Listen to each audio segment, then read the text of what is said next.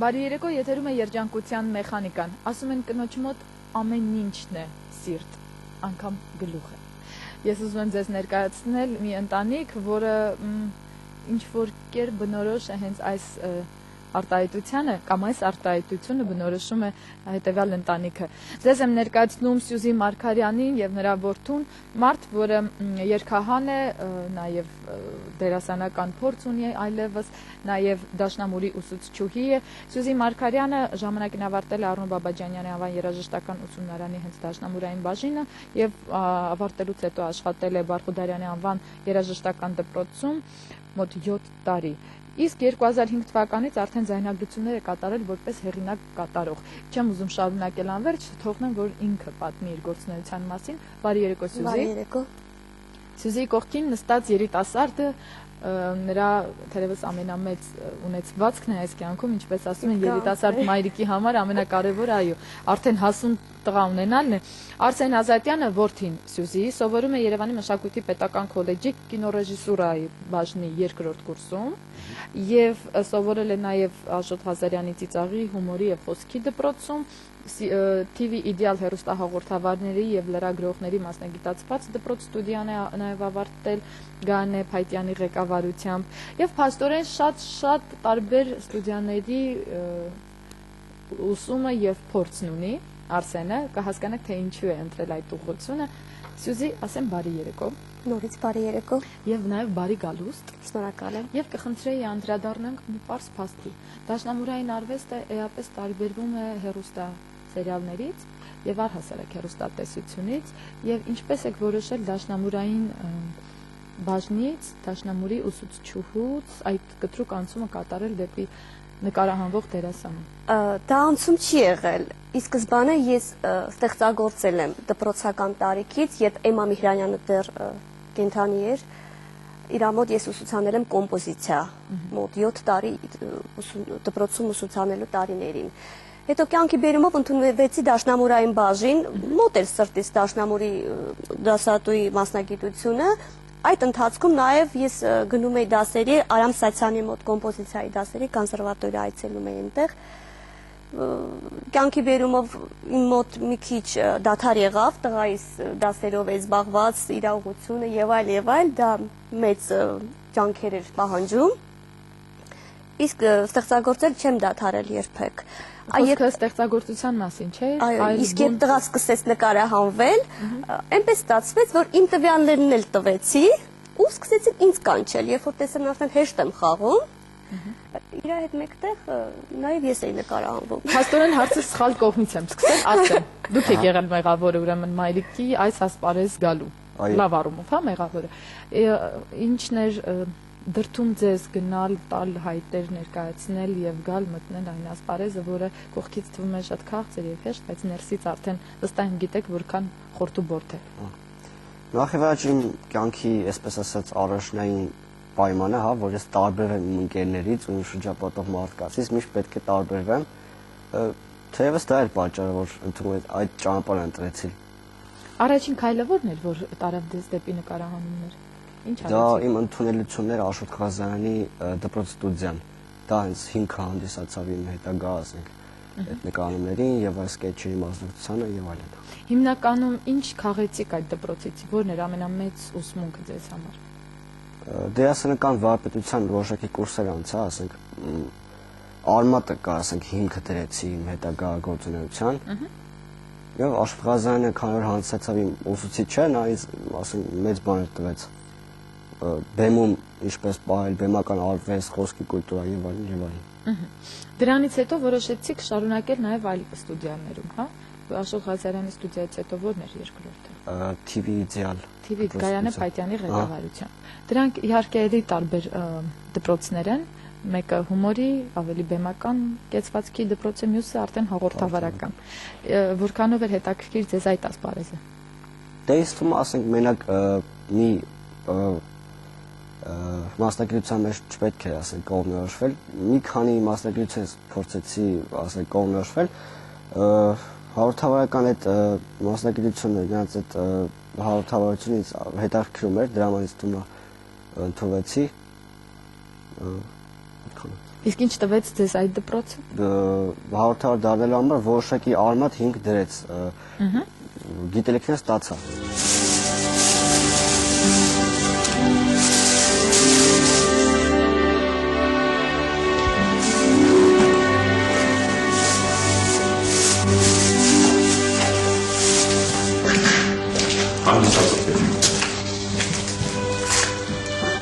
Ոնց ես։ Լավ։ Այսօր քեզ էին փնտրում։ Արման, դու փախել ես մանկատնից։ Արսար, դրա համար չէի ուզում վերադառնալ։ Իսկ ասես, թե ինչի ես փախել։ Այն գուրգերին ծանոթած ծեծում էր։ Ոնց է ծեծում էր։ Ուզում էր տանել իրատուն աշխատանքներ, ես չէի գնում ինքն ինձ ծեծում էր։ Բա ինչի տնօրեն ինչ բողոքեցիր։ Անիմաստ է, ինքը տնօրենի բարեկամն էր։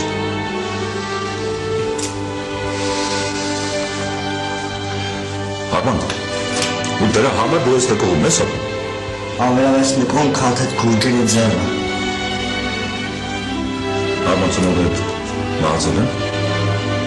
Պապան է մահացել։ Իսկ մայրը Մաման կա։ լուրջ ես ասում։ Բա ինչի չես գնում մորդ մոտակել։ Արման, դու պրոբլեմ ունես մամայի հետ։ Ինքը ասում է, որ փող չունի, որ ինձ պահի։ Արման ջան, դու ստեղ երկար չես կարող մնալ։ Արի գնանք մեր տուն, հետո կտեսնենք, թե ինչ ենք անել։ Չէ, ես կմնամ ստեղ։ Տոտոշություն մի արա, Արման։ Չէ, այդ գուրգերը ինձ ման է գալի։ Ինքիս գտնելու է օյլի տանի մանկատուն։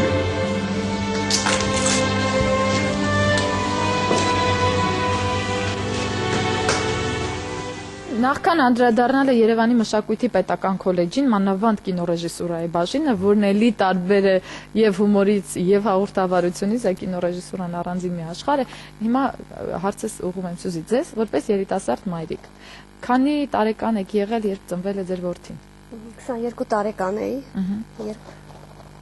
22 տարեկանում, որքանով էր մանավանդ երբ դուք ունեիք ինչ-որ լայն գործունեություն ծավալելու ցանկություն, ավելի զարգացնելու, որքանով էր հեշտ կամ դժվար համատեղել գործունեությունը, երեխայի դաստիարակությունը եւ արդյոք օգնում էին ձեզ։ Դադարեց,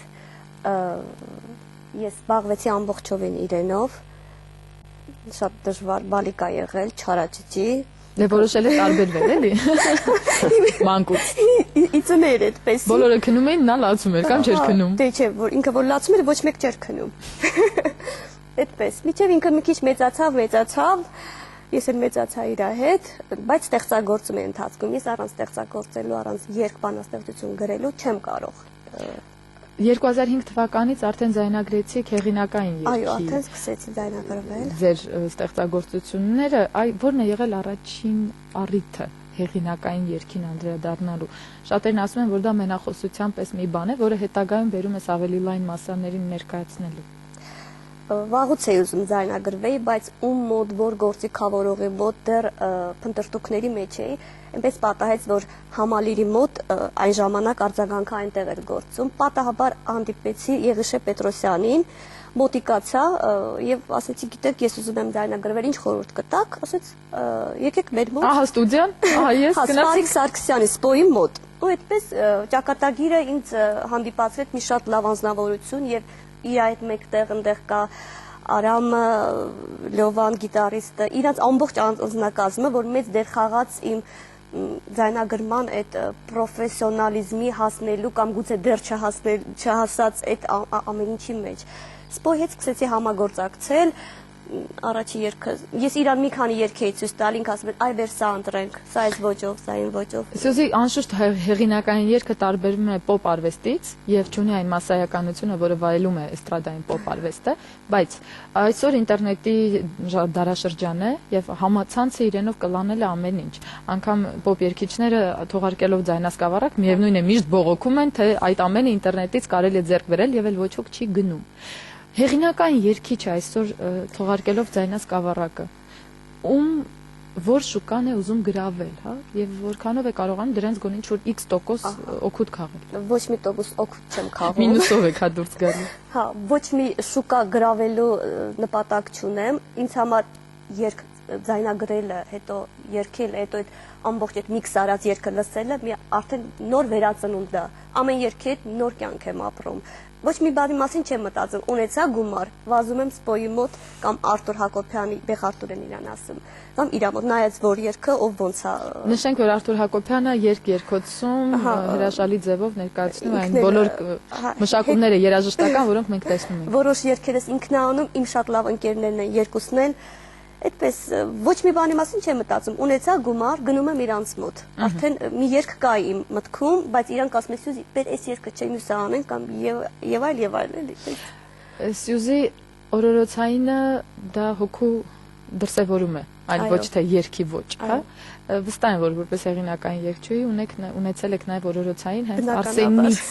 բխած։ Բնականաբար ինչ եք երգել դրան մանուկ հասակում։ Երգել եմ նախ մեր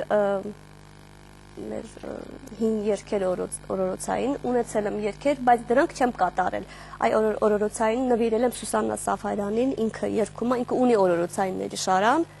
եւ որոնցից մեկը ինքն է կատարում։ Մի փոքրիկ կարող եք այդ երգից երգել։ Կարող եմ, իհարկե։ Աշխարհն արարքուն է մտել, ես արթուն եմ իմ բալիկ, ծառու ծաղիկ բարեն բռնել, ես կողքին եմ իմ բալիկ, օրոր անուշ օրոր ասեմ իմ բալին, իմ զավակին, իմ արյուծին, իմ փոքրիկին, իմ բալին, օրոր անուշ օրոր ասեմ իմ բալին, իմ զավակին, իմ արյուծին, իմ փոքրիկին, իմ բալին։ Անչափ շնորհակալ եմ, անշուշտ այն զավակին, որին ներշնչես, որ նա առյուծ է, նա կդառնա առյուծ եւ կտարբերվի մյուսներից, արդեն մայրիկի երգերից կա երգ, որը ձեզ համար ամենից թանկն է, որը տիպիկ բնորոշում է ձեր մայրիկին կամ որի մեջ դուք զգում եք նրա հույզերը։ Այո, կա, ես հասկացա, վերնագրով երգն է։ Որը։ Ես հասկացա։ Խոսքերը հիշում եք մոտավորապես։ Հիշում։ Ես հասկացա, որ այս կյանքում անիմաստ է ամեն ինչ,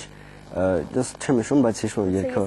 Հա, դուք արեք ասեք։ Ես հասկացա, որ այս կյանքում անիմաստ է ամեն բան։ Ես ձանձրացա, որ հավատում ու մնում եմ ձեռնունայն։ Եվ այս ունայն ու սին կյանքում գարուններս անցան, դարձան ցուրտ աշուններ, մութ ու դժգույն, երամներս հեռացան։ Կյանքի անդարձ իմ տարիները սովորեցրին ինձ չլռել, արդարության համար կռվել, դավաճանից երես թեքել։ Թող որ ցավից սիրտս ճաքել է, արցունքներից ես ցամաքել եմ, բայց իմ փշի անապատում փշի թփերներ են ծաղկում։ Ես ասեմ, հետաքրքիր իրարամերժ հակասական եւ իրար լրացնող թեմաներ են։ Ես հասկացա, որ ամեն ինչ սուտ է, ամեն ինչ փուչ է, ամայի անապատը, փշերով ծաղիկը, բայց միևնույն է ծաղկում են փշերը։ Այո, սա ինքնակենսագրական էր։ Ահա։ Կյանքիցս մի հատված։ Հա, ինքնակենսագրական է։ Այո։ Սյուզի, երբ խաղում եք սերիալներում, կերտում եք կերպարներ, ճիշտ է։ Թեկուզ դրվագներով, բայց կերպարներ են դրանք։ Երբ հեղինակային երգչուհի եք որպես ներկայանում, խաղում եք ձեր կյանքի կերպարը։ Արդեն չեմ խաղում, արդեն հոգիս բաց եմ անում։ Ինձ միշտ հետաքրքրել է, հեշտ է արդյոք բացել հոգին օտար մարդու առաջ։ Ի վերջո հեղինակային երգը շատ այդպես։ Խնդիրը նրանում է, որ չեմ բացում, ինքը միշտ բաց է։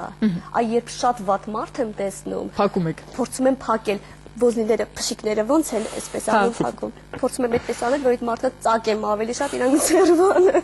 Իրականում միշտ բաց է իմ հոգին։ Այդպես։ Արսենի հետ ընկերներ եք, թե մայրու որդի։ Ավելի շատ ընկերներ ենք։ Ով է ում հետ կիսվում այս պարագայում։ Նա իմ հետ կիսվում է, ես նրա հետ եմ կիսվում, երբ ոնց պատահի։ Արսեն ընկերուհի ունեք։ Չէ, չունեմ։ Վիճել եք։ Չէ։ Չկար։ Չեմ ուզում։ Շուտ է։ 15 տարեկանում մարդիկ 3 երեխա են ունենում դու շուտ։ Դե դա բանակ չգնալու համար, երեխա ունեմ, որ չգնալ բանակ։ Շատ լավ թեմա եք արծարծում, իսկ բանակի հանդեպ վերաբերմունքը եւ հայրենասիրությունը։ Այո, ուզում գնամ բանակ, ես մանկուց հայրենասեր եմ, պատրիոտիկ եմ այստես։ Հայրենասեր է։ չափազանց։ Այդ էլ մի բան չի, հա։ Թուրքերի ու ադրբեջանցիների հանդեպ առանձնահատուկ sense հակակրանք ունի։ Դե ինձ թվում է, որ բոլոր ազգերի մեջ կան դրական մարդիկ, այնպես որ անկախ նրանց ազգությունից պետք է ավելի հանդուրժող լինել, բայց ցանկություն կա գնալ բանակ, հա, հասկանալ այդ կյանքը ինչ է։ Կա, բանակ գնալ ցանկություն ունեցել եմ փոքր ժամանակից։ Արսեն, այսքան սովորում եք տարբեր վայրերում, որոշել եք բարձրագույն ուսումնական հաստատությունը, որը պետք է լինի։ Մանկավարժական եւ կընտրվեք որպես շարունակություն ռեժիսուրայի բնագավառում։ Մշակույթի քոլեջի։ Հա։ Այսինքն քոլեջից հետո մանկավարժական։ Քոլեջից հետո, այո։ Այսինքն որոշել եք ամրապնդվել որպես ռեժիսոր։ Կամ եթե փոշման եմ, մտափոխ լինեմ եւ բրյուսով ընդունեմ։ Լեզուների գծով։ Հա, լեզուների գծով։ Շատ նման են իրար լեզուներ եւ ռեժիսուրա, բայց սիրում եք ֆոտո լուսանկարչությունը։ Դա նույնպես շատ եմ սիրում։ Եվ զբաղվում եք։ Այո։ Ոչ պրոֆեսիոնալ, բայց սիրողական Այսինքն դեռ չունի ֆոտոխցիկ պրոֆեսիոնալ, դեռ մի քիչ վաղ է, բայց ունի բավականին լավ ֆոտոխցիկ, որ ամեն պատեհ առիթով ինքը նկարում է բնության տեսարաններ եւ այլ եւ այլ։ Բայց ո՞նց է ձեր բախտը բերել Սյուզի, որ այս դարում են որոշել զբաղվել այդ գործով, լուսանկարչությամբ։ Հին ժամանակներում պետք է բոլոր լույսերն անջատեր, գնար բախնիկում անպայման կենտրոնանար, որ เป զի կարողանար դրանք արդեն ճիշտ ձևով ներկայացնել։ Լավ։ Հիմա վերին բախտը վերի, ինչ կա։ Հաստատ։ Խնդրում եմ ասեք ձեր առաջին փորձը որ ֆիլմում է եղել, նկարվել եք Աննա 1-ում, նկարվել եք Կյանքի գնում, Արմենի հեռուստատեսության նկարվել եք տարբեր։ Առաջի փորձը դժբախտ երջանկությունն էր, բուժքույր։ Հետո դրանից հետո եկավ էլի բուժքույր։ Մասնագիտացված եք բուժքույրների։ Հա, շատ լավ է ստացվում, սրսկելու եւ այլ մի քիչ գիտեմ, ոչ պրոֆեսիոնալ, բայց լավից վատից գիտեմ։ Այդպես բուժքույրով գնաց Արմենիայի այդ սերիալները։ Սյուզի դուք այն հարևանուհիներից եք, որ երբ հիվանդ տատիկ է լինում կամ առաջին սրսկողը նա է։ Այո, մի լավ հարևանուհի ունենք, Տիկին Լարիսան, կանչում էր, ես իրան սրսկում էի եւ հաճելի էր ինձ համար, որ այդ կնոջը ես ինչ-որ բանով կարողացել եմ օգնել ցավերին էլի։ Երբ եք որտեղ եք սովորել սրսկել։ Ոչ մի տեղ։ Առաջ անգամ սրսկել եմ տղայիս, այնպես էր որ տանը մենակ է, ինքը շատ փոքրիկ էր եւ ջերմում էր։ Դու չէիր ասում տղա ջան։ Չէ, բայց առաջին սրսկումը հաստատ ցավոտ կլինի, որովհետեւ անփորձ են ու մինչեւ ծակում են։ Ես իրան այլ ելք չունեի, սրսկեցի, որ ջերմությունը իջնի, հետո սովորություն դարձավ շաբաթը մեկ հոգ սրսկում։ Դու ինքս ինձ եմ սրսկում, մայրիկիս, ում պատահի։ Ես պատկերացրեցի Սյուզին տանը նստած։ Ես ժամանակ չունեմ այդքան դրած։ Նույնիսկ քրոջս տղան Ատամնաբուժ է, իմ իրարից իմ տեսահոլովակներից երկուսում ինքը կա, մեկում որպես դերասան, մեկում ինքը ռեչիտատիվն է ասում, ռեպային ինչ-որ խառնուրդ երգ է, բայց Ատամնաբուժ։ Բայց Ատամնաբուժ է, նույնիսկ ես իրա մոտ եմ գնում շատ հաճախ, երբ ինքը դեպուլպացիա անում կամ Ատամ է հեռացնում։ Կներեք, այսինքն ներվն է հեռացնում Ատամի դեպուլպացիան։ Այդպես կողքից խոսում եմ, ասում եմ մոգ, դե թող այդ ամեն ինչ արիմ գործը արա, այլ ասում չէ, դու արա գործ չունեմ։ Ես պատկերացրեցի, որ ձեր երրորդ տեսահոլովակը կարող է լինել դուք որպես հիվանդներ արդեն 5-րդ 4 տեսահոլովակ ունեմ։ Նկատի ունեմ համատեղ համագործակցության Հայկոյի հետ, նստած եք դուք, նա Ատամնաբուժ որպես բուժում է ձեր Ատամ, ընթացքում ռեպ է կարդում, դուք էլ ցավից սկսում եք երգել։ Հետաքրքիր հումորային սյուժե կարող է լինել։ Ի նկատի կունենամ,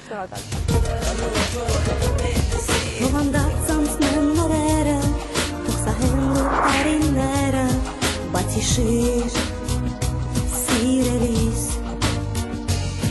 Սիրտս ամեն զարկով միշտ կես Կկանչի ուրել որ լինես ու գնաս Սիրելիս Կարոտել եմ, խենթացել եմ իմ անգից Հասկացել է, համոզվել է իմ հոգից Որ դու ես միակ իմ հույսն այս աշխարհում Որ դու ես միակ իմ հույսն այս խավարում Քո կարոտը ինձ կանչում է ամենուր Դու իմ հույս, դու իմ շփիտ, իմ հոգում Սյուզի, դուք նշեցիք նախքան այդ Արսենին անդրադառնալուց առաջ, որ ձեզ մոտ հեշտ էր ստացվում խաղալը եւ դրա համար արդեն սկսեց ավելի ծավալել։ Այդ հեշտությունը ինչն էր։ Ուրեմն կասինգի կանչեցին ինձ վիտամինի տղաները, արդեն նոր պետք է սկսվեր պիլոտային ծրագիրը Երալաշի, Շիլաշփոթի, տվեցին տեքստը, ես արագ որպես ուսուցչուհի կարդացի, տղաս մեկ նույնիսկ կատակով ասում է դու բնածին ուսուցչուհի ես։ Իրանք ինձ կանչեցին, սկսեցի արդեն պարբերաբար նկարվել, իմիջիայլոց բոլոր բալիկները համարյա ինձ ճանաչում են, մեծերը ոչ, բալիկներն այո։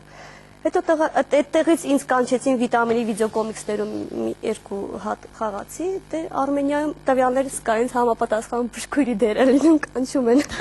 Ինձ թվում է պետք է արդեն պրոֆիլը փոխել, թող երկչուհու դեր լինի, որ կանչեն։ Թող լինի, ես դեմ չեմ։ Արսեն, այն հարցին ավելի ճիշտ այն պահին, երբ ձեր մայրն ասաց, որ ինձ ուսուցչուհի է կարծում իմ որդին, դուք ասացիք,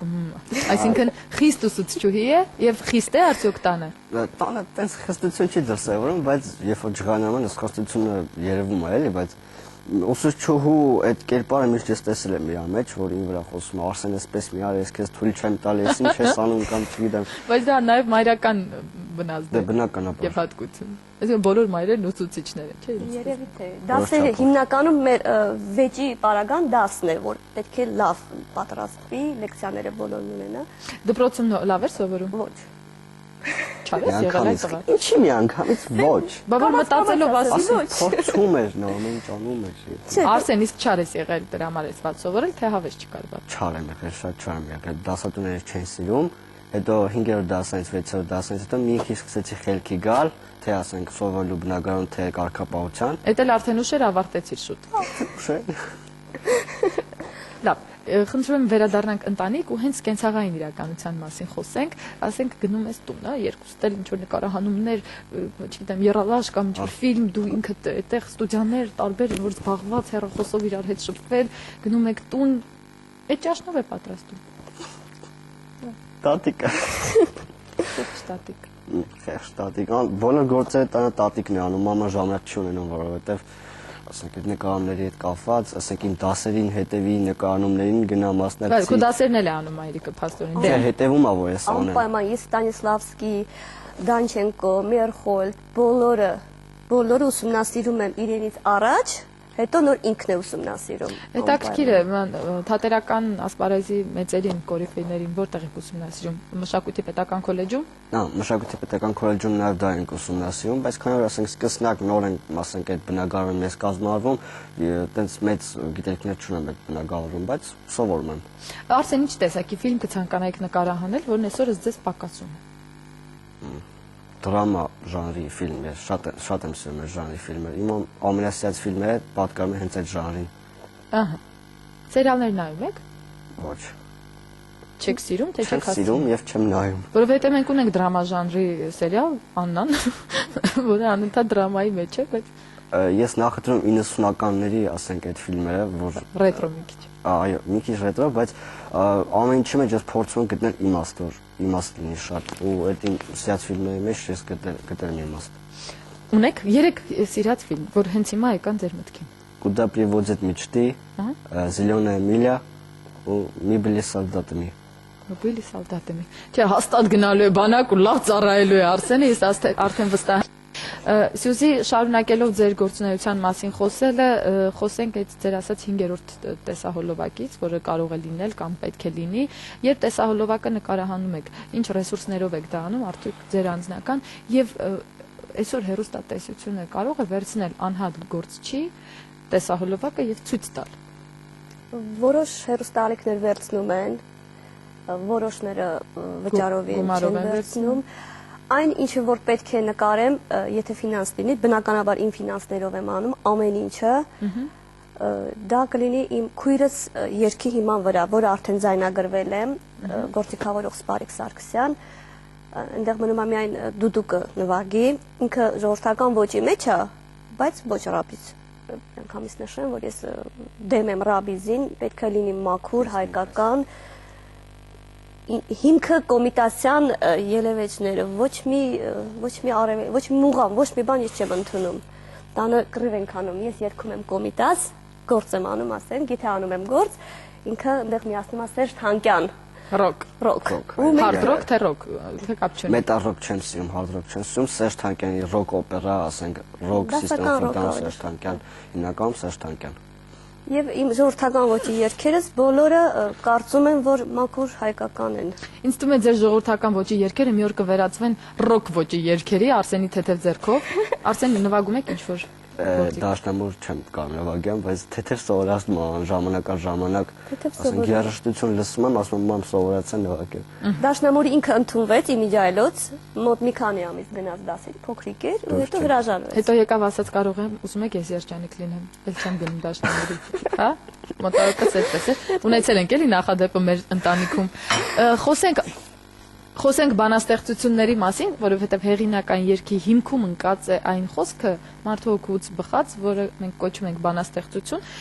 Իմ ձեռքերում է համայնապատկերը, գրական մշակութային այս հանդեսը, որը թողարկվում է, տպագրվում է Ամերիկայի Միացյալ Նահանգներում, ինչպես որոշեցիք դիմել իրենց կամ նրանք հրավիրեցին, որպեսզի տպագրվեք։ Տնօրենը Սարո Գյոդակյանը եւ հիմնադիրը համերգներից մեկի ժամանակ ինքը լսեց իմ երգը եւ զրույցի ընթացքում առաջարկեց, ասեց դուր բանաստեղծությունները, մի քանի հատ տվեցի, ինքը ընտրեց երկուսը եւ տպագրեց ու ինքն էլ հենց ուղարկեց այդ հանդեսները շատ հաճելի է։ Քանի որ ես հանդեսն ունեմ իմ ձեռքերում եւ ունեմ հնարավորություն ընթերցելու, ուզում եմ կիսվել իմ այդ հաճույքով ձեզ հետ եւ խնդրել Սյուզին, որպեսզի նա արտասանի իր բանաստեղծություններից որևէ մեկ։ Շատ լավ։ Որը կամենաք, եթե ունեք հետաքրքիր տարբերակ, համեցեք։ Կոչվում է օգնիր։ Օգնիր, բսկտված հոգիս ամոքիր, սրտիս վերքերին հույսի պես փարվիր, հանգստացրու ինձ, ցավս ամփոփիր ու խենթացրու իմ կյանքը պարփակված։ Իմ տանջանքը բորբ հավերժ խորտակիր քո սիրող գրկի անափով կյանում։ Տուր ինձ մի խորհուրդ, կամ էլ հրամայր, եթե մեռնում ես, մեռիր սիրելուց։ Կամ էլ պարտադրիր անպայման ապրել քեզ համար ու լոկ քեզանով, ինչպես մանկանն են պարտադրում քայլել ու սովորեցնում խոսքեր թոթովել։ Բայց խնդրում եմ քեզ, զգույշ եղիր ինձ հետ։ Սիրտս մի քնքուշ ծաղիկ է բացված։ Քո ձեռքերով ինձ պահպանիր հավետ, որ չկոտրվեմ ես նորից հանկարծ։ Բրավո, սիրելի հեռուստադիտողներ, հիշեցնեմ, որ մեր տաղավարում է Սյուզի Մարգարյանը, որ չասեմ, չէ, Սյուզան։ Սյուզի ասեք, ուղղակի Սյուզի, պրոստը Սյուզի։ Սյուզի Մարգարյանը հեղինակային հրաշալի երգչուհի, հեղինակ կատարող, բանաստեղծուհի, երգահան, մայր, դերասանուհի, հայկին ունիվերսալ է, կարողանում է ամեն ինչ հասցնել։ Սյուզի, ձեր երիտասարդ տարիքում ամենայն էներգետիկ ակտիվ ժամանակը ընձեռել եք ձեր որդուն, նրա դասերակցությանը եւ նրա մեծանալուն։ Որպես մասնագիտություն, հա, ձեզ համար որն է եղել հիմնականը եւ այնուհանդերձ, եթե շուտ չկազմեիք ընտանիք եւ այդ էներգիան չգնար երեխային, դեպի ուր կցանկանայիք գնալ։ Բեմարվեստ միանշանակ։ Որպես մասնագիտություն այդ ընթացքում եղել է երգ եւ բանաստեղծություն ստեղծագործելը։ Եվ եթե արծերից աստված նշանը չլիներ, միայն բեմարվեստ երևի դա կլիներ իմ կյանքի միակ իմաստը։ Սփոփանքը։ Սփոփանք, իմաստ, ամեն ինչ։ Մարգարյաններից խոսենք, որտեղից են նրանք, ինչու Մարգարյան, ինչպես Մարգարյան եւ հայրս Մարգարյան Վաղինակ Թորգոմի ծնվել է Լոռու մարզի Շնող գյուղում։ Մայրս Գավառի մարզից է եղել, իրենք ուսանող են եղել այստեղ եւ հանդիպել են պատահաբար, սիրահարվել են, արդյունքում պատահաբար որտեղ են հանդիպել։ Ինչ-որ փողոցում են հանդիպել, շատ պատահական հանդիպում է եղել, պատահական չի լինում, ոչ բան ասում են, բայց արդյունքում ծնվել է քույրս, հետո ես եւ այդպես կազմավորվեց մեր լավ ընտանիքը։ Հիանալի հայր ունեմ, շատ ազնիվ, չափազանց ազնիվ, շատ հոգատար, ավելի խիստ, քան ես մայր ունեմ։ Բայց մասնագիտությամբ հայրս շինարար է, մայրս առևտրի տեխնիկումն է ավարտել, թերևս չի աշխատել իր մասնագիտությամբ, մեծացրել է երկու քույրերից։ Ավելի վաղ։ Քույրը ձեզնից մեծն է, թե փոքր։ Իմ մեծն է քույրս։ Արվեստ։ Ոչ, արվեստ չի, խոհարար է մասնագիտությամբ։ Պրոֆեսիոնալ խոհարար է։ Դրա համար ինչ որ լինում է տան, ինչ որ միջոցառում, ասում եմ, ես ոչինչ չեմ կարողանում պատրաստել, քույրս այնտեղ է, թող պատրաստի։ Խեղճ քույր։ Լավ, փաստորեն նա ապահովում է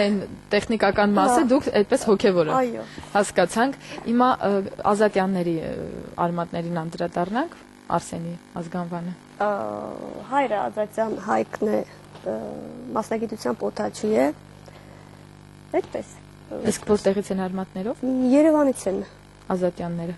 Բայց լավ բնորոշում է օթաչուի մասնագիտությունը Ազատյան ազգանվանը։ Ազատ են էլի օթերում։ Միգուցե։ Արսեն, այսօրվա երիտասարդ սերունդը ինչ հետաքրքրություններ ունի, բացի նկարահանումները, ինչին բոլորը ձգտում են, չգիտեմ ինչու, այդտեղ սրճարանները հանենք, հա։ Ինչ հետաքրքրություն։ Սրճարանները եթե հանենք, միաշենք վիրտուալ աշխարհը։ Ինձ ասեք, էլի այդ ինչ այդ մոգականությունը դա ինչ է, որ այդ բոլորը գնում են։ Դե ինձ թվում է, եթե կյանքը քեզ ավելի քիչ հետաքրքրություն է սկսում ցուցաբերել, մարդիկ գնում են դեպի վիրտուալը, այդտեղ նոր մի հատ անձա ձևավորվում, ոչ ասենք իմ համար Արսեն Ազատյան չի, ասենք մի ուրիշ, ասենք Mr. X, ասենք Mr. Y, չգիտեմ, առանձին ինչ-որ մարդ է ձևավորվում, որը մյուս մարդկանց հետ կապ է հաստատում, ավելի հեշտ է կապ հաստատել ինտերնետով, քան ասենք հանդիպման գնալ ինչ-որ սրճարան։ Արսեն, բրավո, դուք շատ հետաքրքիր մի տեղ բերեցիք մեր խոսակցությունը։ Այն նույն մարդը Արսեն Ազատյանը, որը Mr. Y-ն է, ենթադրենք, որը կապ է հեշտությամբ հաստատում ինտերնետով, վիրտուալ աշխարհում։ Ինչու՞ չի կարող նույն կերպ, նույն ընկերների, նույն ծանոթ-անծանոթի հետ շփվել սրճարանի շրջանակներում։ Դե դա ինձ թվում է ինչ-որտեղ կապված է նրա հետ, որ մարդը քիչ է սիրում,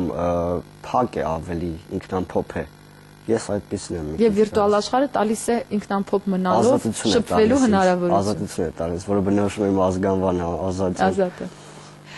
Արսեն, իսկ չկա վախ, որ հաջորդ քայլին, երբ այդ վիրտուալից բերես իրական աշխարհ, նույն, ասենք, աղջիկների հետ ծանոթությունը կամ թեկուզ ընկերական, երբ որ լայք են տալիս հերթով բոլորն իրար առանց ճանաչելու, շփվում են ակտիվորեն, բայց հենց համարն ուզես միանգամից կխրտնի եւ կփախչի։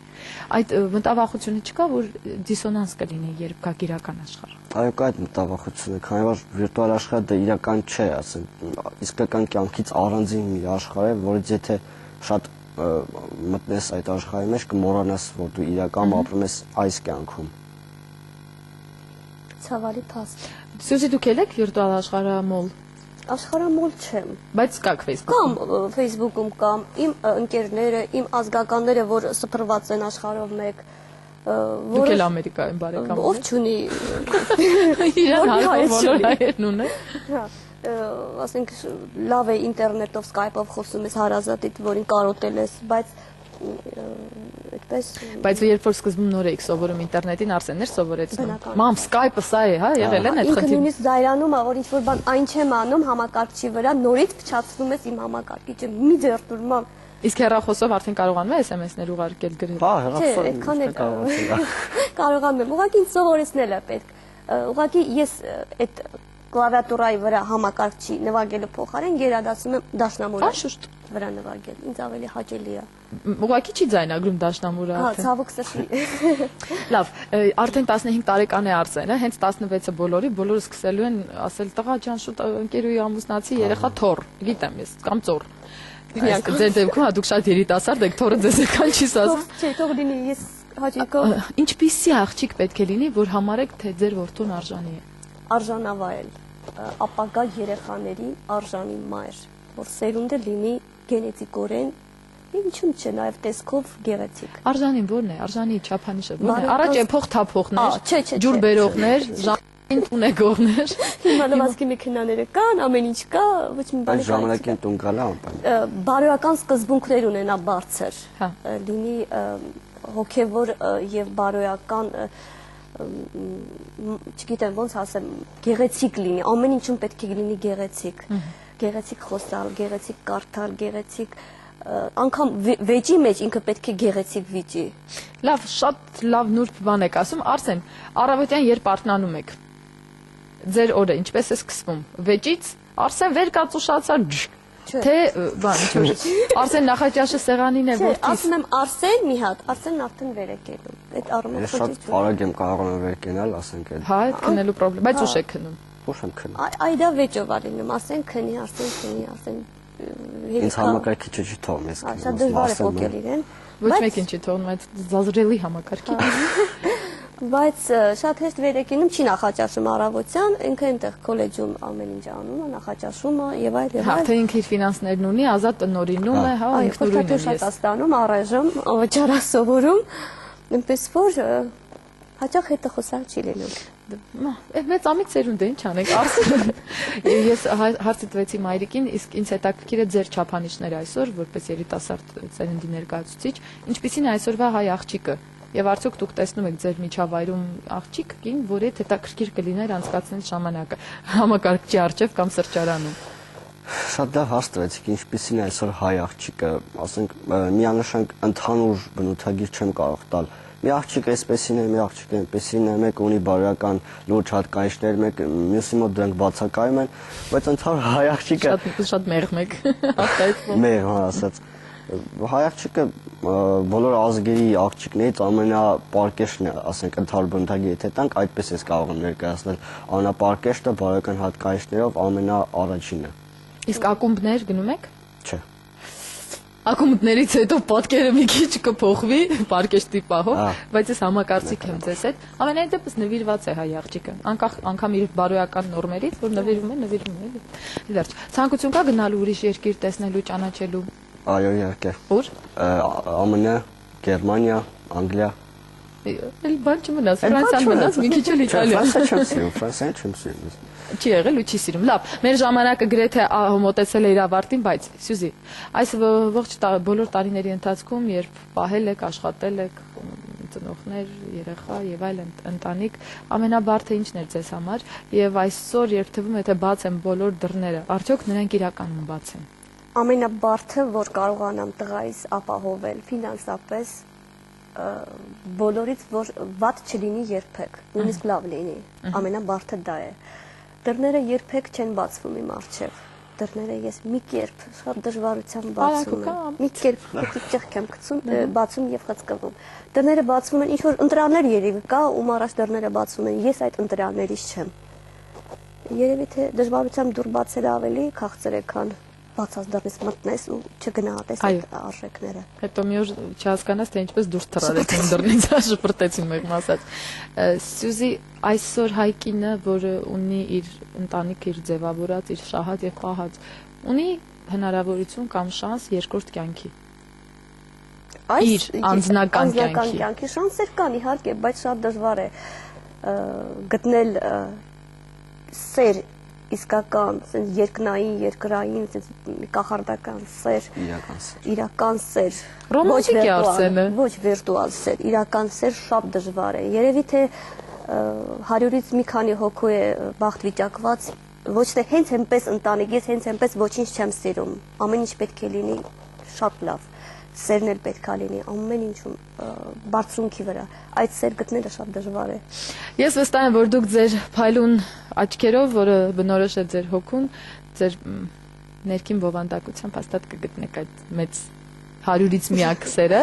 Արսեն ջան, քո վիրտուալ աշխարհն էլ կմնա վստահ եմ 15-ից այն կողմ, հենց 16-ը բոլորը արդեն կգաս իրական աշխարհ։ Այդպես է։ Ազատյան։ Ասա այո։ Ասեմ այո։ Սիրելի հեռուստադիտողներ, ես հիշեցնեմ, որ այսօր մեր տաղավարում մի շատ բյուրեղյա նուրբ ընտանիք էր, Սյուզի Մարգարյանը, դաշնամուրի ուսուցչուհի, երգչուհի, երգահան, կոմպոզիտոր, կոմպոզիցիաների մասնագետ, կարող ենք ասել բանաստեղծուհի, նրա որդին Արսեն Ազատյան, ռոմանտիկագույն մի երիտասարդ, աղջիկներ առաջ, իսկ ես ձեզ մաղթում եմ հաջողություն, իհարկե կրկին հանդիպելու մեծ ակնկալիքով։ Մնացեք բարով։